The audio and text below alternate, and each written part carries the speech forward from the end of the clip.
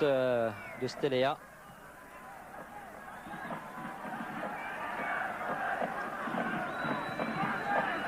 Les Azerbaïdjanais qui sont quand même assez contents là, de pouvoir desserrer l'étreinte, qui vont prendre leur temps. Coup franc plus que mal négocié, c'est peut-être pas terminé, avec un petit numéro d'Alek Perov. En relais, c'est bien fait, si ce n'est que Goussainov s'est fait surprendre par la sortie de Radouchoyou. Ballon que Popescu n'a pu jouer. Et ce sera quand même une touche pour la Roumanie.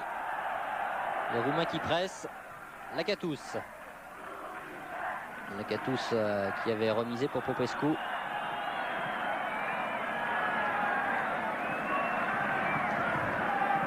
Remise effectuée par Lakatous pour Petrescu. Une faute sur Petrescu. Le ballon continue de circuler. Munteanu en profondeur. Ah, c'est Limes qui aurait bien aimé récupérer ce ballon, l'attaquant du Cercle Bruges. Un ancien joueur du Dynamo Bucarest, club avec lequel il a été champion, notamment en 1992, avant de signer un contrat de 5 ans en Belgique en avril 93. Et le traditionnel botteur de 6 mètres, Tarlan Ahmedov. Ça vient vite là, problème de récupération, de relance évident pour cette équipe de l'Azerbaïdjan. C'est Limes avec Lupescu, c'est Limes encore. Munteanu, on combine bien, mais à Lazardiev. Et cette balle qui est sortie, effectivement, elle a passé la ligne. Et ce sera donc un nouveau corner. Là aussi, les premières conséquences de la fatigue, sans doute, car techniquement, les Azerbaïdjanais avaient fait preuve de pas mal de maîtrise en première période. Et là, si Lazardiev sort ce ballon en corner, c'est sur un coup de fatigue. Alors attention au coup de tête du capitaine Popescu, que l'on a vu très à l'aise dans cet exercice tout à l'heure. C'est Lakatous qui était monté très haut, avec également le défenseur Prodan. Et le voici Popescu qui a essayé de se mêler également à la lutte, avec moins de succès. Il ne sera pas dépaysé s'il rejoint l'Angleterre au niveau du jeu de tête. Enfin, c'est quand même 5 millions de dollars que réclame PSV Eindhoven pour s'en séparer. Même si Popescu a très envie d'aller rejoindre le championnat d'Angleterre, Tottenham n'a peut-être pas encore décidé de délier une nouvelle fois les cordons de sa bourse. Car quand on prend successivement Dumitrescu et Klinsmann, sans doute que le budget s'en trouve altéré. Toujours l'accélération roumaine avec ce bon centre dégagé par Ahmedov. Ça revient vite. C'était Petrescu qui a malheureusement tenté ce que l'on ne voudrait plus trop voir côté roumain, c'est ces longues balles dans le paquet, alors que ça va beaucoup mieux quand on combine comme à l'instant là. Avec cette balle redressée, superbe l'égalisation. Le deuxième but était vraiment tout proche cette fois-ci. Problème de réglage, ça va peut-être venir avec Radouchoyou en force à côté. Petit filet. Radouchoyou, je le dis d'autant plus facilement que c'est un garçon que j'aime bien, un joueur que j'aime bien. Il a une tendance parfois à être un peu égoïste, un peu personnel. Bon, c'est bien quand on est buteur, mais combiné à une certaine facilité aussi, à une certaine nonchalance, et bien de temps en temps, ça fait qu'il gâche des occasions, même s'il en réussit de superbes, même s'il marque des buts merveilleux. Ah, c'est quand même le talent à l'état brut et précoce. Surtout, il est parti en 1990 rejoindre l'Italie à Bari. Il est resté une saison, après il est parti à Vérone, après il est parti à Brescia. Il est passé par le Milan AC, là il a quitté le Calcio pour la Liga espagnole. Le voilà, il avait tenté une remise là, mais elle n'était pas très précise. Ça n'empêche pas Munteanu de récupérer ce ballon. Munteanu qui est de plus en plus à l'aise avec son pied gauche. Frappe un petit peu écrasée, dégagée par Assadov. Cette fois-ci, c'est Selimès qui va user de son pied gauche. Beaucoup de gauchers de part et d'autre dans les deux formations. On a sur le coup avec Lupescu. Oui, c'est Limes qui joue dans un rôle extrêmement offensif. On l'avait vu jouer carrément arrière gauche pendant le mondial. Il est très polyvalent, ce garçon, ce deuxième garçon du Cercle Bruges, puisqu'il évolue dans le même club. Superbe accélération de Popescu, et cela vaut un coup franc, et cela vaut également sans doute un premier carton jaune. Ouais. La destination de l'autre numéro 6, comme ça c'est plus simple. Abdouchov. Rassim Abdouchov. C'est à signaler quand même que donc nous en sommes simplement au premier carton, ce qui prouve que ce match a été disputé vraiment dans un très bon esprit. Il n'y a pas eu de mauvais gestes, et si l'équipe d'Azerbaïdjan s'est surtout appliquée à défendre, eh bien elle l'a fait sans violence. C'est un exemple quand même à méditer. Avec une certaine qualité technique au passage, alors que Lakatos lui va se charger de frapper ce coup franc. Peut-être pour un homme plus dans l'axe pour une frappe lointaine, il y a notamment Belo Dedici qui se présente, sait-on jamais. Finalement, on choisit quelqu'un au second poteau avec le coup de tête et le deuxième but pour Petrescu. Ce qui fait que juste avant l'heure de jeu, 57e minute de jeu, la Roumanie mène maintenant 2-0 devant l'Azerbaïdjan, Patrick. On évoquait cette fatigue, terrible fatigue qui a cloué au sol manifestement tous les défenseurs azerbaïdjanais, et notamment Assadov, qui n'a pas pu s'opposer, qui n'a pas pu s'élever face à Petrescu. Et Petrescu qui pourtant n'est pas doté d'une taille remarquable, c'est un garçon simplement d'1m78. Eh bien Petrescu a pu très facilement se saisir ce ballon, on le voit, voilà. Assadov qui saute d'une part à contre-temps et d'autre part qui ne peut décoller. Ceci dit, il semble lever les bras pour réclamer une charge de Petrescu. Très sincèrement, elle ne paraît pas évidente. On a plutôt l'impression que c'est la fatigue qui a épuisé Assadov et qui l'a empêché de s'opposer à Petrescu, alors qu'il y a un premier changement du côté de l'équipe azerbaïdjanaise. C'est le meneur de jeu, Souleymanov, qui est remplacé par Rizayev, qui est sorti. Assez étonnant, peut-être se plaignait-il, car Souleymanov, il faut bien le dire, avait été le meilleur joueur de la première période côté azerbaïdjanais. En tout cas, voilà tout de suite donc son remplaçant qui se met en évidence. Vivadi Rizayev.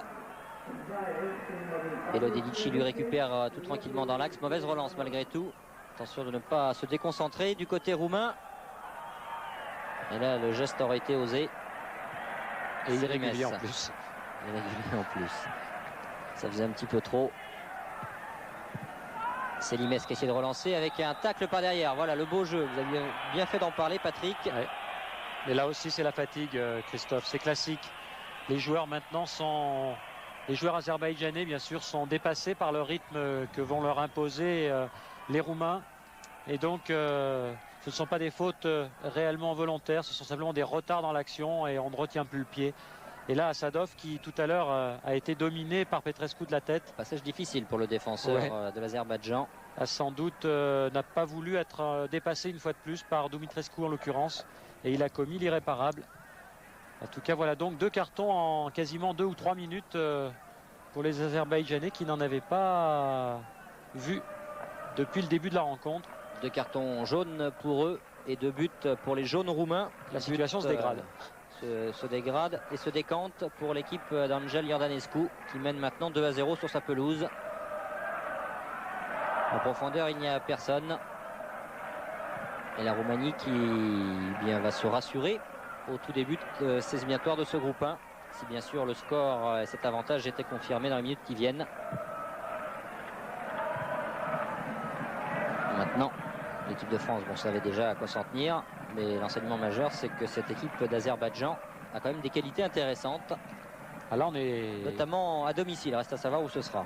Voilà, on aura été agréablement surpris, au moins pendant une 50aine de minutes, par cette équipe d'Azerbaïdjan, sur laquelle on avait très peu de renseignements, pour laquelle on avait peu de repères. On restait par exemple sur ce 5-0 subi à Malte, qui paraissait quand même une bien faible performance. Mais il faut dire que ce 5-0 avait été concédé alors que la plupart des joueurs qui jouent à l'étranger n'étaient pas dans cette équipe. Faute de Lakatos à l'entrée de la surface, ce qui va permettre à la défense azerbaïdjanaise de se dégager sous l'œil du général. Et Iordanescu, bien sûr, et qui doit être content de cette efficacité retrouvée, même si ça vient de 2 défenseurs, Belo Dedici et Petrescu, lui un ancien attaquant. C'est quand même sa défense qui a trouvé la voie de la réussite dans ce match. Enfin, 2 joueurs dont on connaît les qualités offensives. C'est d'ailleurs ce qui avait fait le succès de la Roumanie lors de cette Coupe du Monde. C'est que les défenseurs sont aussi les premiers contre-attaquants. C'est un tempérament latin, n'oublions pas, la Roumanie, et c'est une équipe latine. Et toutes les contraintes du régime de Ceausescu Je vois que vous savez tout de la physiologie du footballeur, Christophe. Alors dites-moi si les Azerbaïdjanais vont craquer ou pas en cette fin de rencontre. Pour l'instant, ils n'en prennent pas le chemin. Il reste 7 minutes et on va procéder bientôt à un nouveau changement. Rizaïev est obligé d'attendre pour effectuer la touche. Et alors qu'il y a un petit nouveau qui va rentrer pour la Roumanie, un certain Florin, prénom prestigieux pour les Roumains puisqu'il y a déjà Raducioiu. Mais maintenant il faudra rajouter Florin Karstea qui va remplacer Selimes, auteur d'une bonne partie sur son flanc gauche. C'est une belle occasion effectivement dont profite Iordanescu pour faire effectuer le baptême du feu à un jeune joueur comme ça dans un match archi dominé a priori qui va se terminer de manière tranquille. Au pire on restera sur ce score de 0 sans doute pour les Roumains, encore qu'il faudrait peut-être se méfier en défense. Ça peut paraître peu hein, quand même. Ça peut paraître peu, mais n'empêche que pour Karstea c'est bien mieux quand même de rentrer là que par exemple à Saint-Etienne lors du match contre la France le 8 octobre. La condition serait sans doute beaucoup plus difficile. Donc voilà un garçon qui va pouvoir faire ses débuts en toute sérénité dans l'équipe de Roumanie.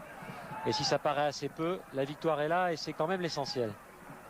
Pour la différence de but, on verra plus tard pour Iordanescu. Il y a déjà 3 points qui sont dans le petit panier roumain. Réaction maintenant avec justement Karstea. Karstea qui a voulu faire apprécier sa technique, également son tempérament. Kazumov qui est complètement hors du coup en seconde période. Il me rappelle le Polster de la fin de sa carrière, un peu lourd et pas du tout prêt à jaillir, pas du tout capable de faire la différence techniquement. Enfin, là pour l'instant un peu inutile, à la pointe de l'attaque, si l'on peut dire d'ailleurs, à la pointe de l'attaque de l'Azerbaïdjan. Un peu émoussé la pointe là pour l'instant. Timofte avec Raducioiu qu'on voit peu depuis quelques minutes. Raducioiu est passé, il va pouvoir centrer du pied gauche. Ballon bien enlevé, attention à la remise pour Timofte. Ou plus exactement Karstea qui était à la réception. Et Rizaïev lui amorce une contre-attaque ultra rapide. Voilà Kassoumov, mais il a encore un métro de retard là sur cette action. Du côté du Midi, on dirait qu'il a oublié de desserrer le frein à main. En tout cas, Kassoumov nous aura assez déçus car il a eu quand même quelques occasions sur des balles de compte de se mettre en évidence, mais il n'a pas su les saisir. L'explication, je vous la donnais peut-être en début de rencontre. Il a été longtemps blessé, il revient à peine de blessure, donc peut-être est-il largement, sans doute d'ailleurs, à court de conditions. Centre de Timofte, sans danger, à moins que Rizaïev manque un petit peu son dégagement. C'est le cas. Munteanu avec Dimitrescu. Chercher le 1-2 Dimitrescu, mais Lakatos n'a pas pu se retourner. Nouvelle tentative de frappe de Belodedici et le contre amorcé par Kazumov. Loin devant. Pour Alek Perov. Alek Perov qui va avoir du mal à passer. Il était chargé par l'Athletic Prodan, dont la relance était presque parfaite. Les 4 dernières minutes. Avec tous les symptômes d'un match qui va en rester là. Côté roumain, on n'y croit plus trop. On a procédé à pas mal de changements. On va même compléter la liste. Ça, c'est assez étonnant. Un choix un peu surprenant. Là aussi, c'est peut-être histoire de mettre en confiance un joueur. En tout cas, Iordanescu a choisi de faire sortir son gardien. Remplacé par Singasiu. Oui. Et il est vrai que pour lui aussi, c'est un peu un baptême du feu à Singasiu qui n'a pas l'habitude de jouer au haut niveau, puisque le deuxième gardien roumain à la Coupe du Monde, c'était Prunea, qui avait ensuite pris la place de Stelea, dont on a expliqué tout à l'heure qu'il n'était plus opérationnel au niveau international, puisqu'actuellement il est sanctionné par son club et il ne joue pas, le Dynamo Bucarest. Et puis le troisième gardien, c'était Preda. Preda n'est plus là et on demande à Singasiu finalement de venir se roder, comme le règlement autorise le remplacement du gardien à n'importe quel moment du match, sans préjudice pour les autres joueurs. Et bien Iordanescu, malin comme un renard, en profite. Et on va peut-être le voir là, Singasiu. On va voir s'il il aura à s'employer sur cette action azerbaïdjanaise. Assez rapidement avorté. C'est pas terminé avec Alazerdiev. En profondeur, Assadov qui a donné ce ballon. Et Kazumov au ralenti. Et on se plaignait de ne pas avoir suffisamment de ralenti avec la télévision roumaine. Kazumov, lui, assure le ralenti tout seul. En tout cas, c'est quand même la preuve que l'Azerbaïdjan aura été un sparring partner encore pour la Roumanie qui se prépare pour le match contre la France, qui paraît bien sûr être le choc de ce groupe. Et la Roumanie qui a fait quand même débuter 2 jeunes joueurs aujourd'hui, Karstea en attaque et puis donc ce gardien, ce nouveau gardien Singasiu, pouvoir se permettre de faire jouer comme ça deux néophytes à ce niveau. C'est aussi la preuve que l'Azerbaïdjan n'aura pas pu poser jusqu'au bout de véritables problèmes à la Roumanie, même si l'Azerbaïdjan a pu limiter les dégâts, ce qui est tout à son honneur. La Roumanie qui assume donc son rôle de favorite de ce groupe. La Pologne a déçu à Ramat Gan face à Israël en s'inclinant 2-1. Donc Israël confirme de son côté son rôle d'outsider et de perturbateur. Une bonne frappe de Radouchoyou et le 3e but.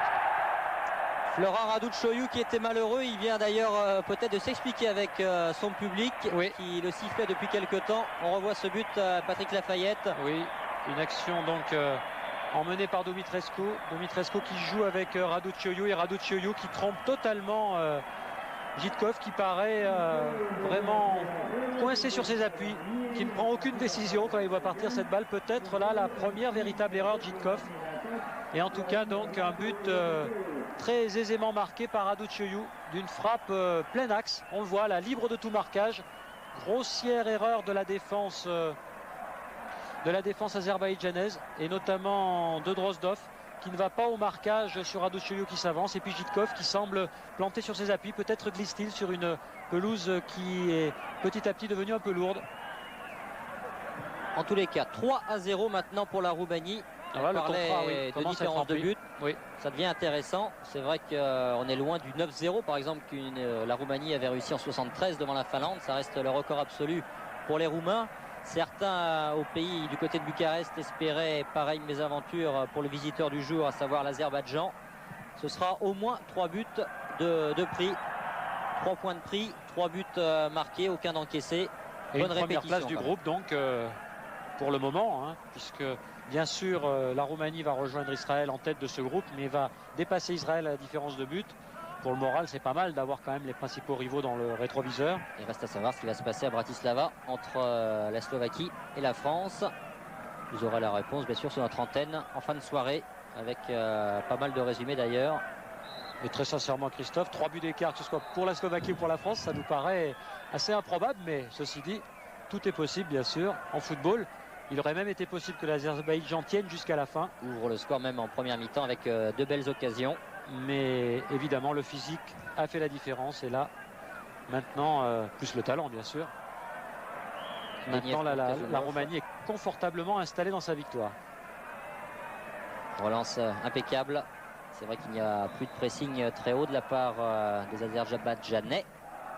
On y arrive, ouais, on va s'y faire. On les mange un petit peu pour l'instant encore, c'est non, mais il va falloir s'y faire, car sur Eurosport vous pourrez suivre tous les matchs éliminatoires de ce groupe 1 pour l'Euro 96.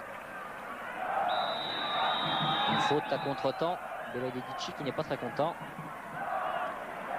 L'arbitre autrichien toujours aussi calme. Oh, il n'y a pas de raison de s'énerver pour l'arbitre, car quand même c'était un arbitrage assez facile cette rencontre. Karstea pour Radouchoyou, le 3e buteur. Enfin un attaquant qui a marqué. Dumitrescu qui oublie le ballon. Et c'est Rizaïev qui peut dégager avec Deniev. Bon retour de Dumitrescu. Karstea décidément qui a beaucoup de tempérament. Il sait le jeter. C'est lui encore qui a ce ballon en profondeur pour Dumitrescu. Ce sera un nouveau corner. Peut-être une dernière occasion d'alourdir la note pour les Roumains. C'est Lakatos qui va apparemment aller le tirer, ce corner. En tous les cas, nous sommes entrés à Bucarest dans les arrêts de jeu sur cette pelouse du STAU à Bucarest, où la Roumanie mène 3-0 devant l'Azerbaïdjan. Mais Dan Petrescu n'a pas pu faire bon usage de ce ballon, et finalement il le met lui-même en sortie de but. Sans doute donc cette dernière occasion qui s'envole pour les Roumains, qui vont rester avec ce total de 3 buts. D'autant que Azadov prend tout son temps maintenant pour dégager le ballon, bien évidemment. Armedov, pardon. On peut les confondre. Hein. Bon, faites ce que vous voulez. On ne vous en voudra pas trop. Allez, c'est reparti avec Rizaïev, pas pour très longtemps. Direction les vestiaires. Coup de sifflet final de l'arbitre autrichien pour les débuts un petit peu mitigé, mais les débuts efficaces en tous les cas de la Roumanie devant l'Azerbaïdjan. Victoire 3-0. Le rappel du non-débuteur, Belo Dedici à la 42e, juste avant le repos. Et puis ensuite